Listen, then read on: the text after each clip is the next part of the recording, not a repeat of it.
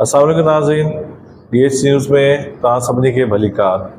कंदकोट मां सैयद रशीद अहमद शाह जी रिपोर्ट मूजिबि कंदकोट रोडनि ऐं नालियुनि तां गैरकानूनी हद दख़लियूं ख़तमु करण जो अमल जारी। शहर खे ख़ूबसूरत बणाइण लाइ म्यूनिसिपल कमेटी सरगर्म। कंदकोट शहर जी सजावट ऐं सफ़ाई लाइ म्यूनिसिपल कमेटी पारां वॾे क़दम खंयो वियो आहे।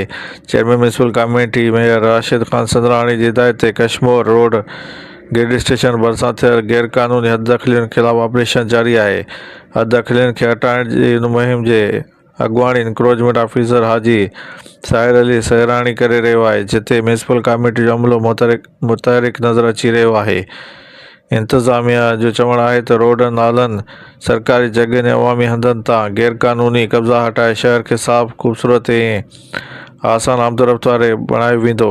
शहरियुनि खे अपील कई वई आहे त म्यूनिसिपल जे अमले सां मुकमल सहकार कनि, जीअं शहर जी बहितरी लाइ कयल क़दम कामयाब थी सघनि।